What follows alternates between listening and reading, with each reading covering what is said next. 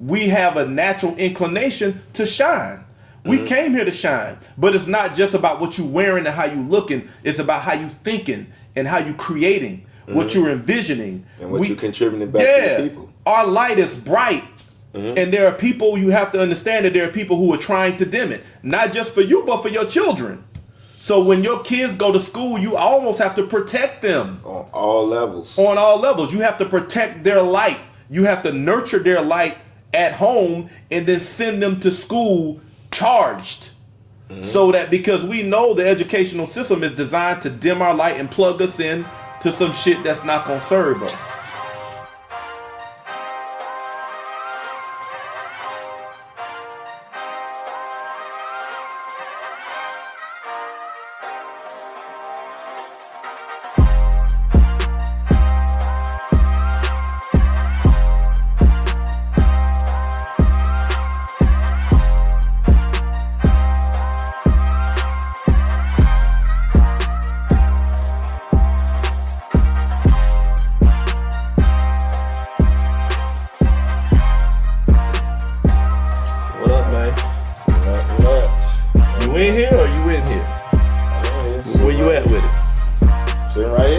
Sitting right here.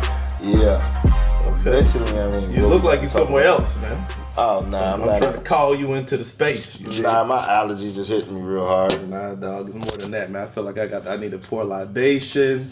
You know what I'm saying? Like church. We need to pour libation. Some oil. I need to get some water and put a bunch of that salt in. I need to get that Morton's and do like we used to in church. You don't just pour like this. You got to go up like that. Oh, yeah. Let the thing go.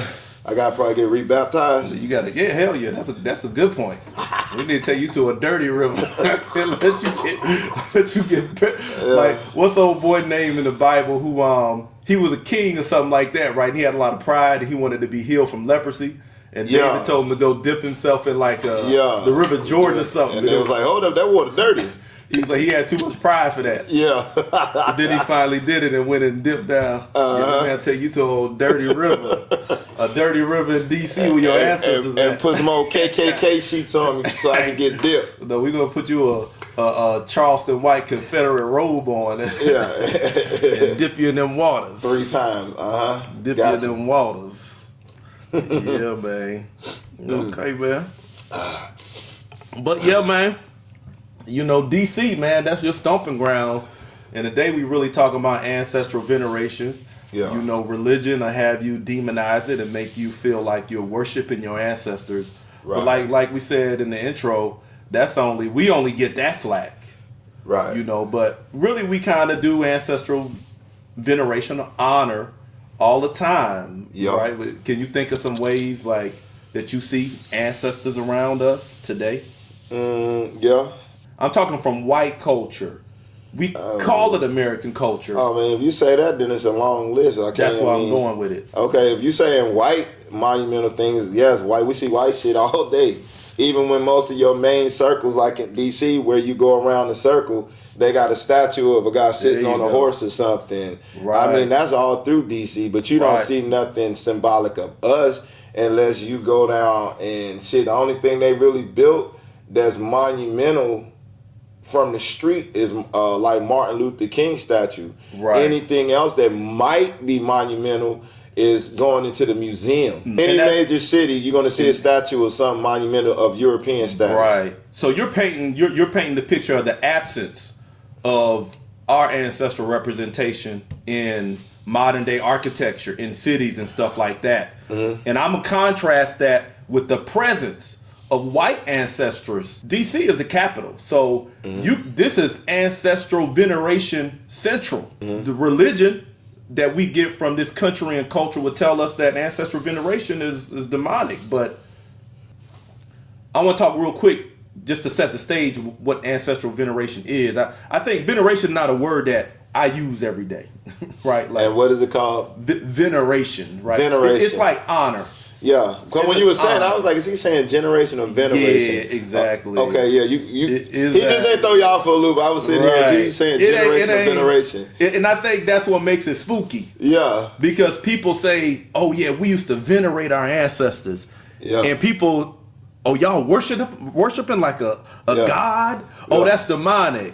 So that's one of the points of confusion, just the word. Yeah. So we even got to decode that. Yeah. That's just honor. I was lost like y'all. I'm just saying. I didn't know what he was doing. Yeah, he on the show. Yeah. You know what I'm saying? But that's why it's good to bring it out. Yeah. Because when it comes to our ancestors, we use like these cloudy terms like that. Yeah. Ancestral veneration. All of that mean is to memorialize, to respect, to capture the legacy in some type of artifact or art, or attaching the name to an institution. Yeah, I had to go. You had me go back to English.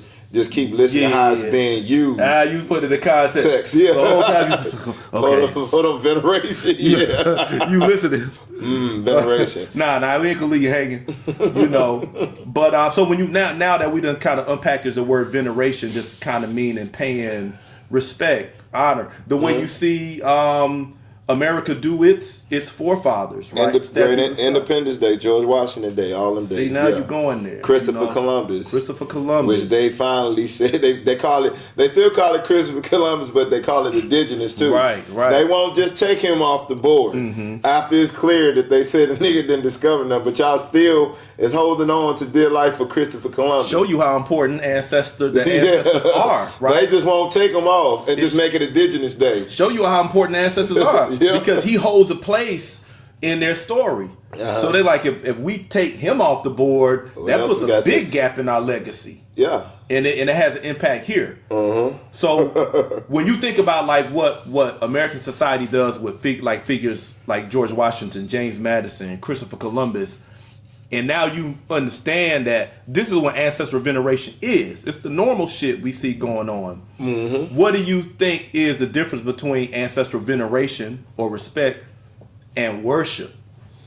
Because a lot of people confuse the two, like we worshiping our ancestors. I mean, for us, worship makes people feel comfortable. If we're doing a veneration, it seems like we're doing some black magic. And when you hear the word worship, you want to attach it to a religion or an ideology. Right. But when you hear veneration, it's like it's out here to its own. And then people won't catch on to it. But everybody will catch on and feel comfortable to it if another ethnicity brought it into society. But if we say we're venerating or whatever, it's like, hold on, that's demonic. It's like what is that? What y'all doing over there? Yeah, unless they put the stamp on it, then it's okay. But since you're using this new word and we start using it, it's gonna look like it's something dark, right? Like black magic, because unless it's stamped by a particular ethnicity, or I'll be an asshole with it, all these publishing companies that change the dictionary every few years until they put it in the dictionary. It's any word we use is going to be not demonic, not legit. Yeah. But as far as worship, that's like worship. And then even when we worship, they still got to watch and like, okay, they worshiping, but are they worshiping the right things that we say in society is okay to worship? Right. Unless we put a AME or Pentecostal, or we do it in a place that they allow us to build. Right. And we do it in there, then it's okay. But even then, they still send their CNI dogs. Either they'll come in there or they'll send one of our Sambo sellout motherfuckers. And they're like, hey, they in church, but they doing something totally different from church. To me, what I get from that is that anything somebody's trying to keep you from, it's a reason for it. It's a lot of power in that. What I like where I live at now, it's this brother that comes out and he have on an African attire and he be dancing. And I be liking that. And he be doing like African dances right there in the middle section where all that exit when I come off. Yeah. And he does it like every Saturday. And he be out there dancing and doing African stuff. And what's so crazy, when I'm at the light and I'm looking at him, I'm looking at the traffic cross, everybody's looking. And then even people that's driving by, he got his own audience. They're slowing down when the light is green. They like, yeah. So, and it's just this one guy. I don't know what he is, but he always have on something different, African. And he'll be out there, and even though it be chilly, he still, the attire he be having on look like some Shaka Zulu shit. Like he got the shield and the spear, but he's doing some type of dance. And he be doing this, and he be having his face painted. Who that nigga on that name? Yeah. Your grandpa be turning over in his grave. You got this nigga in your Let's house. transition, man. I'm gonna have you go and get them notes because a lot of times we know our family tree, but we don't know the roots. Yeah. The distant history where folks really done laid it down, man, and we had no idea. I'm gonna let you loose, man. What have you found looking back in the history for like inventors and achievement that you ain't know was going on? Okay, some of our black inventors. I got a guy named Garrett Morgan. We never heard about. He invented the traffic signal and the gas mask that the military used. He revolutionized the gas mask. Okay. He was born in 1923. He improved the traffic safety. His gas mask was used by firefighters and soldiers. Then you got another lady, Madam C.J. Walker. A lot of y'all hair care products, black woman.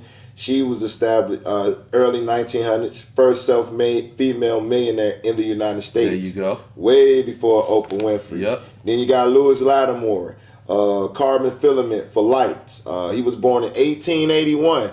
I want y'all to pay attention to this timeline. Come on now. This is when we were still under segregation. Come when they on. were still controlling our education. But let me continue. Come on. He worked with Thomas Edison and Alexander Graham Bell, made bulbs longer lasting. And then we're going to get with my boy Elijah McCoy, the nickname, the real deal McCoy. Automotive. He created automatic lubricants for steam engines. Yeah. That brother had over 50 patents. Yes. Too. 1872. And he lived, 1872, when he lived from 1844 to 1929. This brother creating through slavery and after slavery, and he wasn't formally educated. Yep. And his events led to the phase of the name, the real deal McCoy. Now, people now understanding. Now, remember the timeline. This is just inventors. Right. And that, as far as they go, are giving us a taste of that. But this is what's going to flip y'all out. Let me go to the next one. Something that we lack, that they don't teach. Y'all didn't know that we had black people that help and contribute to starting of the bank.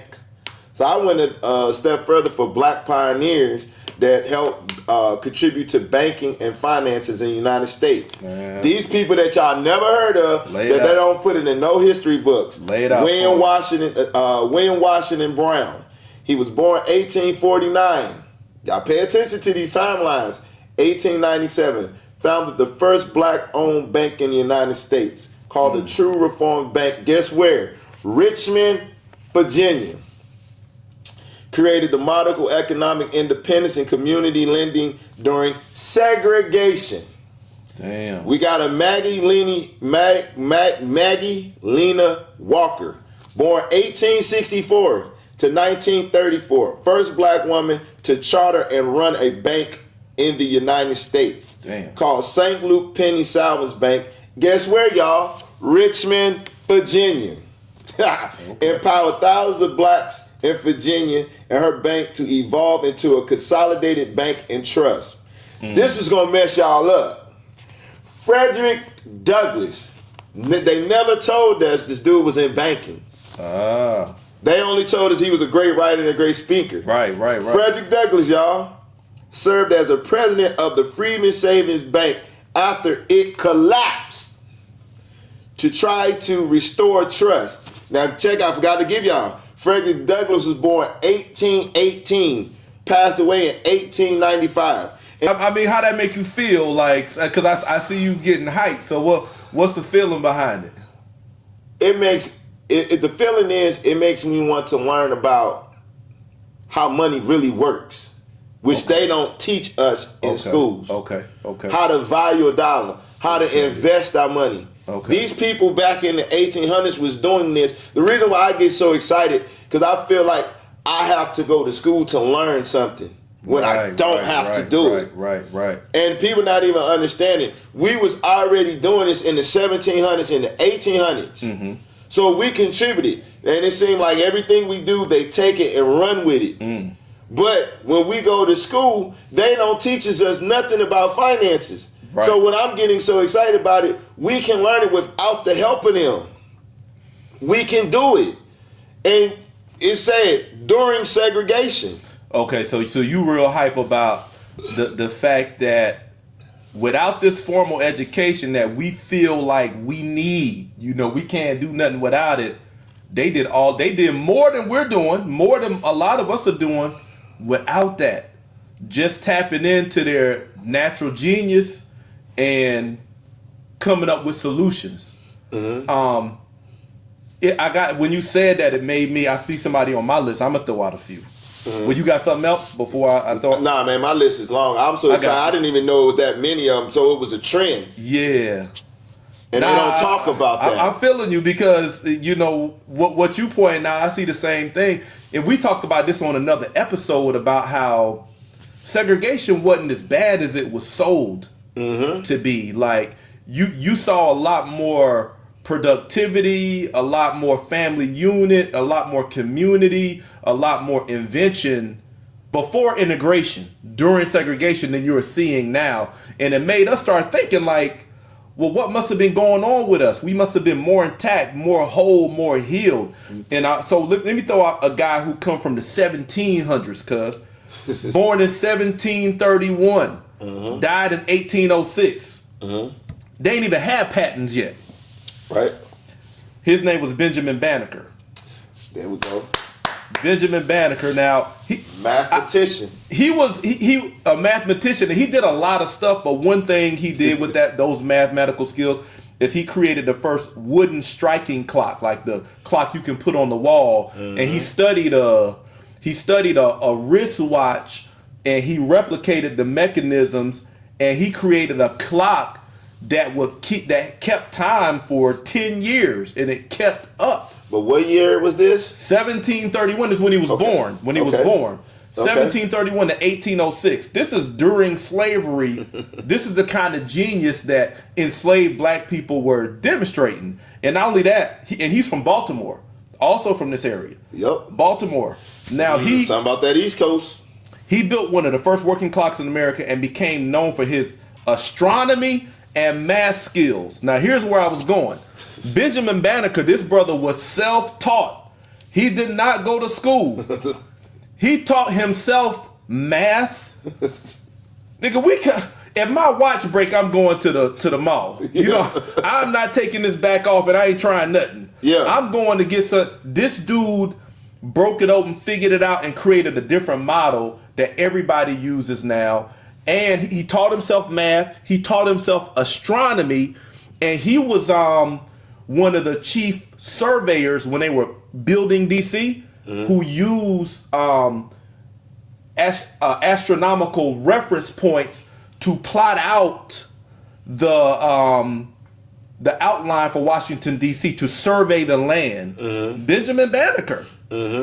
No formal education. So I just think that amazes me, man. And George Washington Carver helped them design DC. That's why they call it DC, the North Star under masonry. And when you fly in an airplane over Arlington, they got a big ass Masonic joint that you can see way up from the sky, and it's big as fuck. This guy helped plot that. Yes. Benjamin Banneker. Yep. Dog, the way DC is strategically placed and aligned with astronomy. This is a self-taught black guy, our ancestor, self-taught, observation, the power of common sense, man. You say when you moved there, what you said, it was so easy to travel in DC because it's like a cross. Man. It's got 4 quadrants. DC is numerically in order, and the streets alphabetically in order, and is in alphabetical order. My uncle taught me that. You cannot get lost in DC. Uncle taught me that when I came here. You don't even need a phone to go through DC. If you know your alphabet and know how to count to 1 through 100, you cannot get lost in DC. If you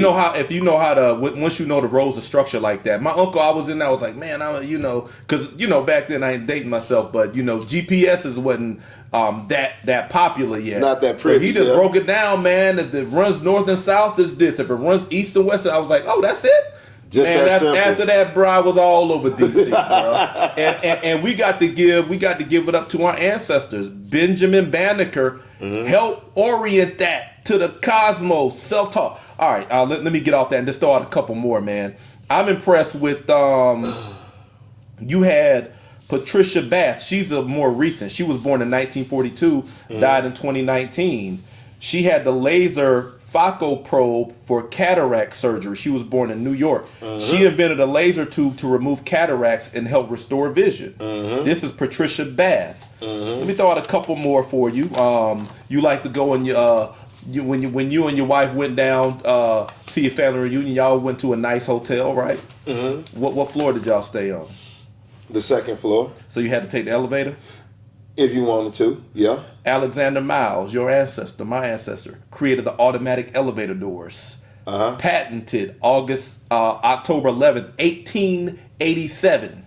Nigga. That was right when they freed slaves or when emancipation That was about 1886? 20 years after. Yeah. Yeah, this brother was born in 1838. Died in 1918. He was from Ohio. He invented doors that opened and closed by themselves to make elevators safer, my guy. Let me give you another one. Mark Dean.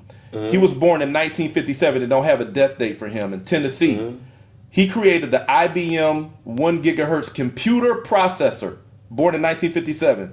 And he had multiple computing patents. He designed parts of the first modern computer and made processors faster.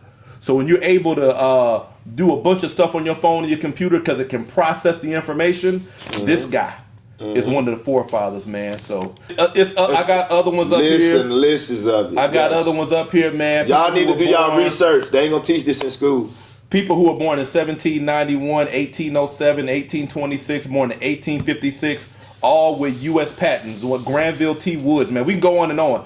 50 plus patents. This brother born in 1856, died in 1910. He created the railway telegraph system. Created a way for trains to communicate while moving, preventing crashes and delays. This nigga directing traffic on railways. Then look at the timeline. He did it. Yeah, this brother, 1844 to 1920. No, pardon me. Granville, 1856 to 1910. He was in Ohio, Columbus, Ohio. See what I'm saying? Traffic and these light. people's teaching themselves. They couldn't even go to college. This Man. that's what I'm so proud of. So when black people feel like we need somebody to teach us, hell fucking no. And I think that the way I look at it is that we don't have to feel like formal education is the end all be all. It's not even real education. When you see people who did it big, it makes you look and say, damn, I'm interested in that field. That sounds interesting. Maybe I should go ahead and follow my natural curiosity and start learning about different things instead of like the few areas that black people get pigeonholed into. Sports, entertainment, singing, rapping, kind of. Because that's what society just showed us. This is where we can go. But when we look at our ancestors that was in banking, that was strategically not to tell them nothing about, I believe, don't let them niggas know that they had people that was in banking that far ago. Let's talk about how powerful that must be. I'm gonna let you continue, but we transition and naturally. Yeah, I want to make the point. We're talking about how powerful it is to know about the stuff that we just shared. What's your feeling on how important this is, how powerful it is? Because you're talking about the fact that folks went to great lengths to hide it. Yes. What you think that says about how powerful knowing it is? Ooh, it's very powerful. That's why the reason why I know it's that powerful because they hid it. They hid it. They learned from it, but they hid that. And we talking about money now. Money. So now it makes sense how we had Black Wall Streets everywhere and they destroyed them. Hey, cuz. We helped create bank and financing. And it deals with money. You can't control the people that know how to control their own money and know where to put their money in right places. They pulled like what they did in Al-Qibalan. Knock off the nose, which means Africa. Burn up artifacts or take ours and put it in a vault to where we don't know where the shit is. That's what they did with finances because money, if we know how to invest our money, we would be just as powerful as China. Africa would be ran by their own. We would be like these other powerful countries because of money. We would know how to invest in everything. But they went so far to great lengths that, like when you were just showing me what they did to women in North Carolina, they did this everywhere. Yeah.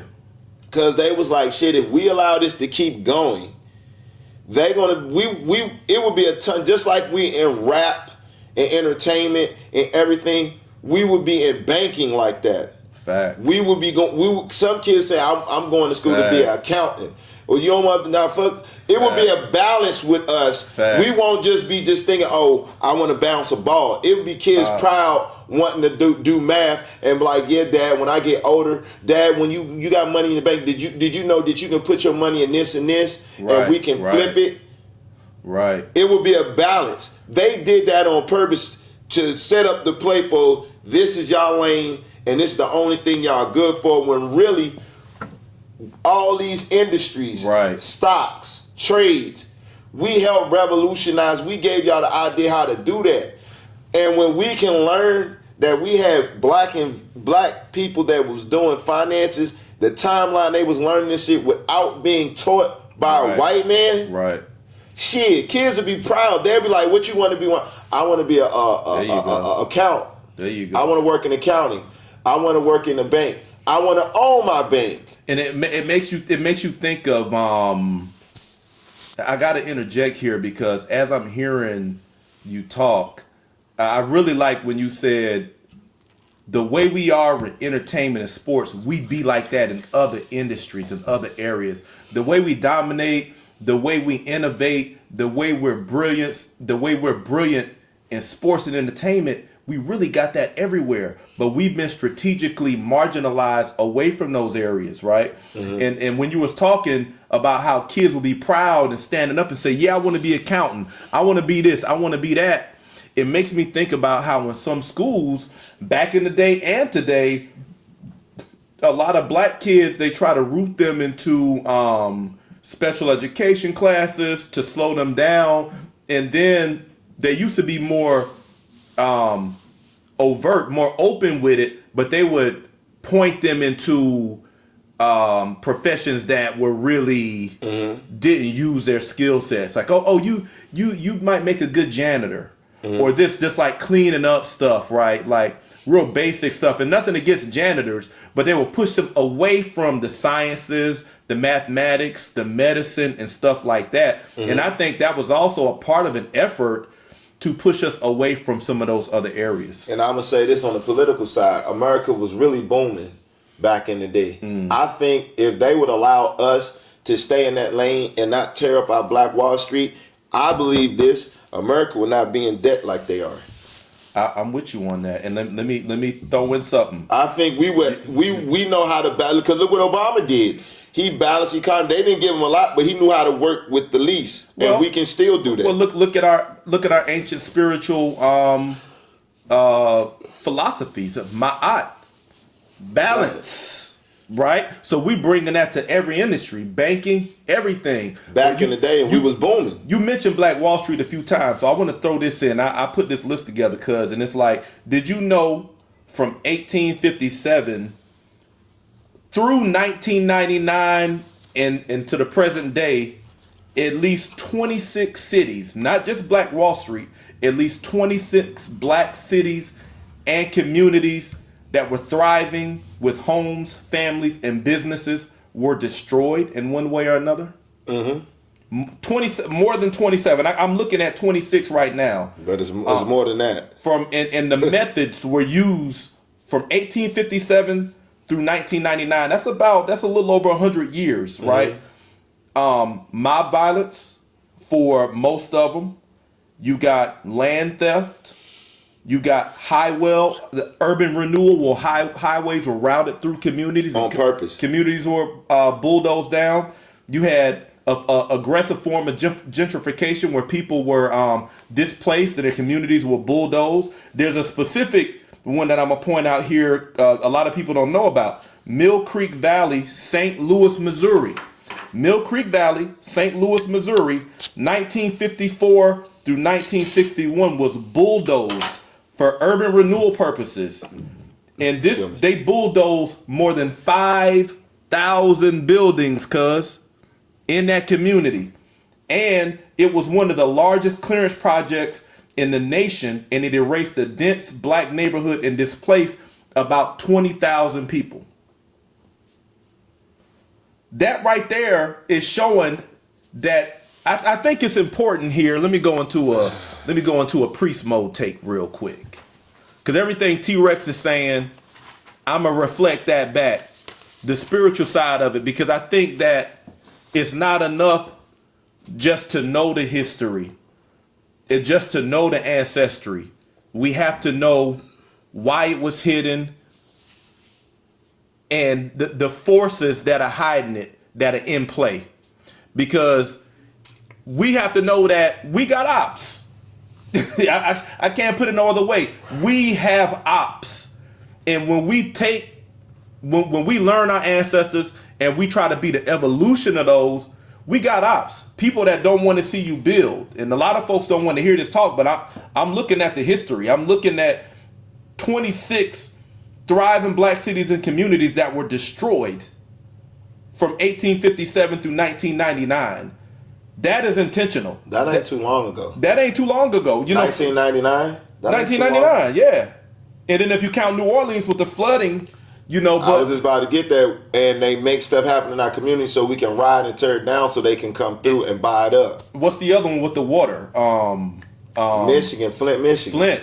And those are more subtle because things are more open now, but a lot of these from the 1950s, 60s, 70s, 1800s, 1910s and stuff like that were more open. The open destruction, burning, robbing, lynching, pillaging, but folks can't do it like that anymore. But so we're just showing you they got more diabolical. It's a systematic pattern that we can't afford to ignore if we plan to be better than we are now. If we want to move into the future, you want to see your kids want to be more than basketball players and entertainers and rappers, and actually move and build based on their own vision in a way that's going to serve their own community. You got to know that you got ops.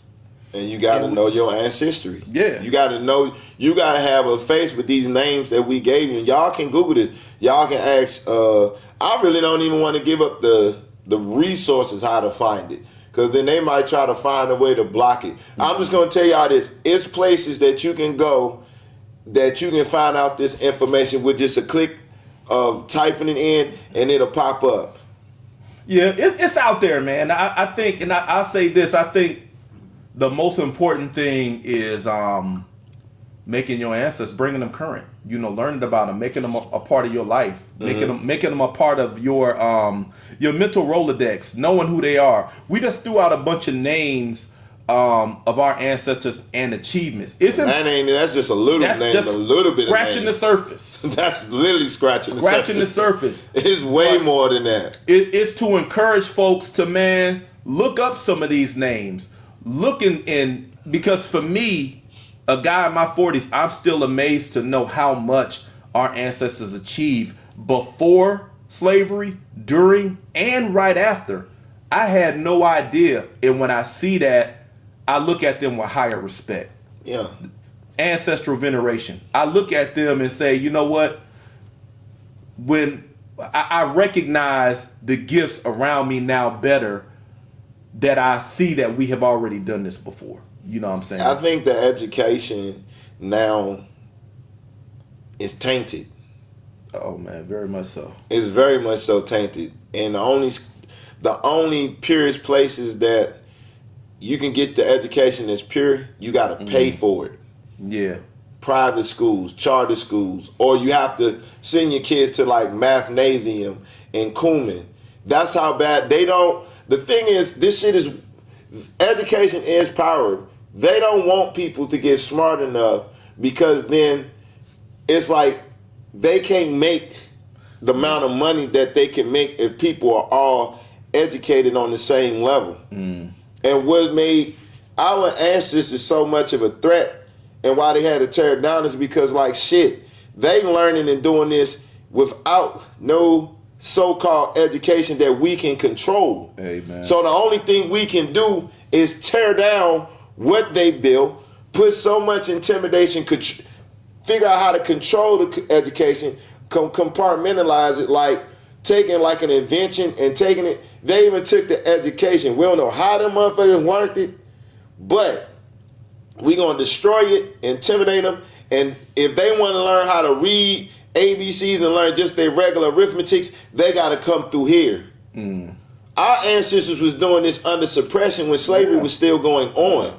But that was the best education because why? They was teaching themselves. It makes you realize that it makes you look at colleges and universities different. And listen, I'm not against colleges and universities. Don't get it. Me neither. Don't get it twisted. But what I'm saying is that when you look at the fact that we were self-taught, we taught each other in a lot of ways, it makes you realize that a lot of the purpose of a lot of universities were to control access to education and control for the purpose of blocking certain people out, right? But when mentally you think that those establishments are the only access point for education, you defeat yourself because that's not true. You know, sometimes we have to create our own curriculum, right? Parallel to the school curriculum. I do that with my son, especially with history. Yeah. But check this out. This is the thing that I noticed when I was in high school. Damn near when I was in junior high school, we had classes. I bullshit you not. We had a mechanics class, and I'm in junior high school, teaching you with a hammer, with a wrench. We had literally an engine in our classroom, and we had a teacher that was black. I'm so glad I grew up in DC that he was showing us the main parts to an engine. He was showing us what an alternator was, the starter, this. He was showing us the cylinder and all that shit. This was in junior high school. And you had trades. When I went to high school, you had the barber shop, you had the wood shop. They taught you how to measure and everything. The reason why I'm saying that is because back in the day, you had a lot of black men that's doing what Hispanics was doing, and they never went to no trade school. Have you noticed that when you see some Hispanics working on the house, you seeing motherfuckers like 17, 18 with a belt on, building the house, framing it. Yeah. But we not knowing our ancestors, we did the same thing, and we did not have no. Because I'm like, where the fuck is these? You know, these illegal Hispanics. Where are they learning this shit from? Right.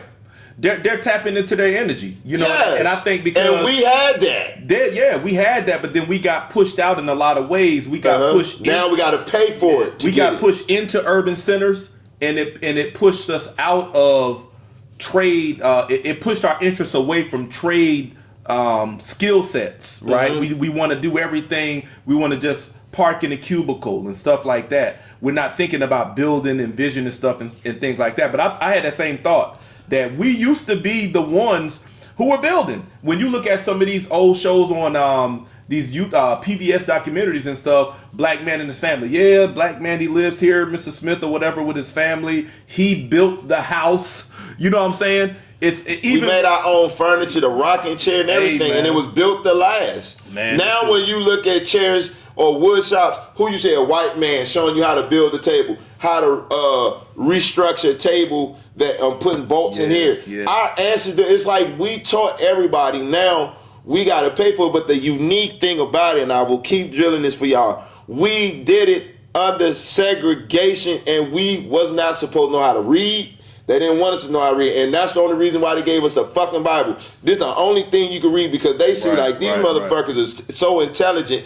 We got to stop them from reading certain shit. So the only thing they can read to control us, to mind fuckers, give them this religion. Right. That's why we full of religion with no culture. Yeah, and that's how even language and education was weaponized, right? Because it's like, okay, we're taking what we learned from you. We're documenting it, but then it's like we're putting it under a financial lock and key. You need access to the universities when we were passing on trade through on-the-job training, observation.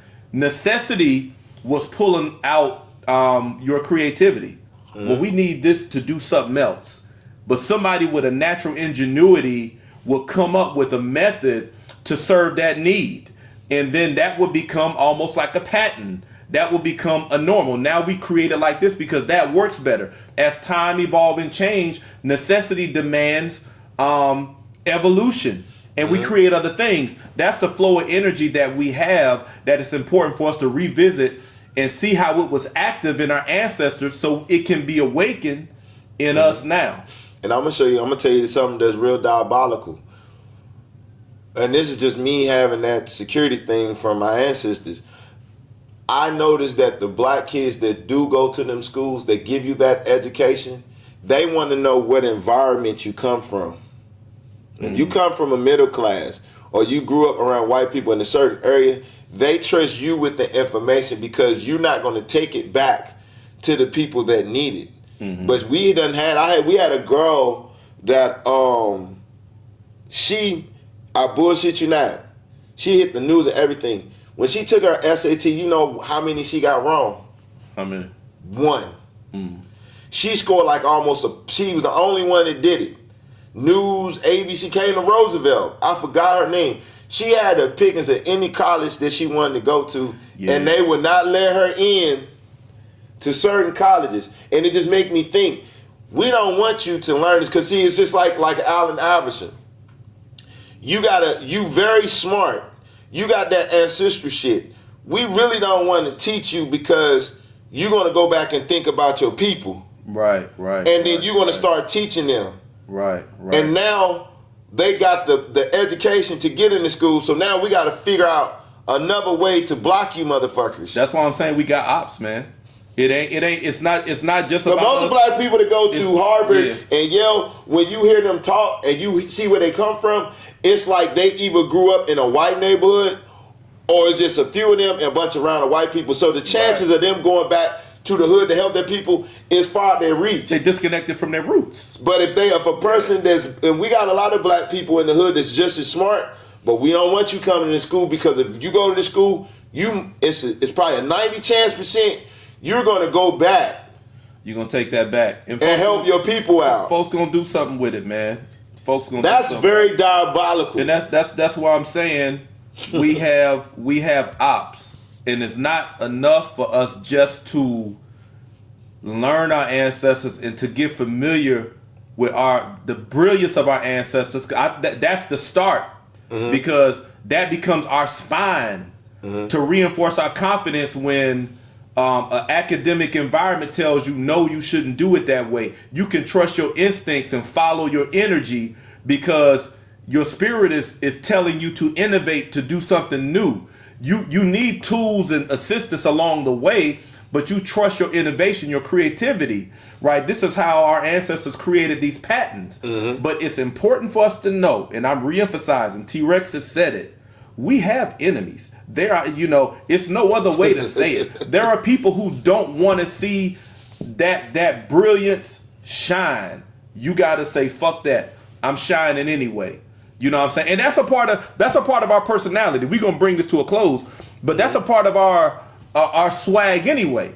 This is what, in my opinion, this is what we doing when we in the hood and shit, but we still dripped and draped. We still got the chains on. We still swagging. It's because we have a natural inclination to shine. We came here to shine, but it's not just about what you wearing and how you looking. It's about how you thinking and how you creating, what you're envisioning. And what you're contributing back to the people. Our light is bright. And there are people, you have to understand that there are people who are trying to dim it. Not just for you, but for your children. So when your kids go to school, you almost have to protect them. On all levels. On all levels. You have to protect their light. You have to nurture their light at home and then send them to school charged. So that, because we know the educational system is designed to dim our light and plug us in to some shit that's not going to serve us. So, I mean, yeah, man. I mean, I think this was an exciting topic, man. I know you was charged up for it. I'm charged up for it, and I just hope it's enough to spark the listeners, man, to connect to your roots. Yeah, that alone is powerful, man. Final thoughts. I do have a final thought this time. Normally, you unload it. This is what I want to say for y'all. The final thoughts. I meditated on my ancestors that was doing all this with no assistance of outside interference and learning on their own. One thing that I did learn, they didn't have as many distractions as we got now.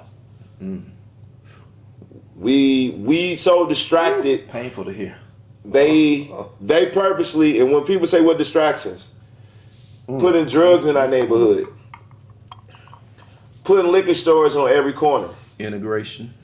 giving us religion, allowing all people to live in our communities. Because one thing I can say, back in them days, it was just black people. It wasn't Hispanics living around my ancestors that we gave a list to. It wasn't Asian. It was just them.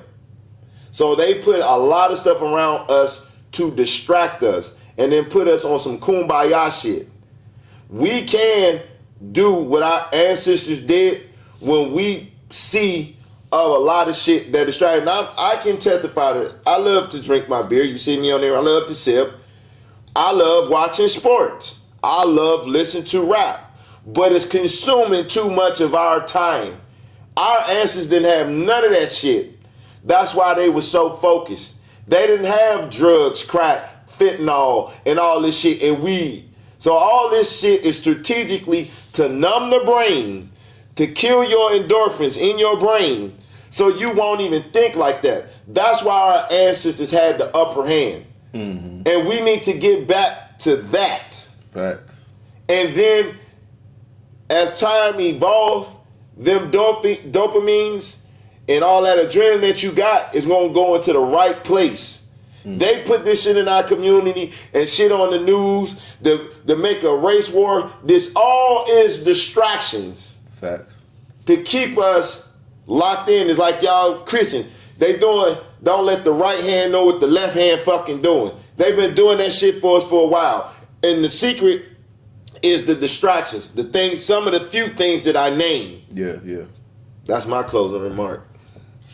Hey, dog, I'm going to let that breathe for a second, man. That was powerful, dog. That was powerful, man.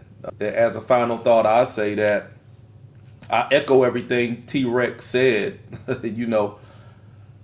I would add, look at our episode on gatekeeping culture, because I think that's one of the protections we have to rewire our thinking and those endorphins and everything T-Rex just broke down, because we were integrated into a toxic environment.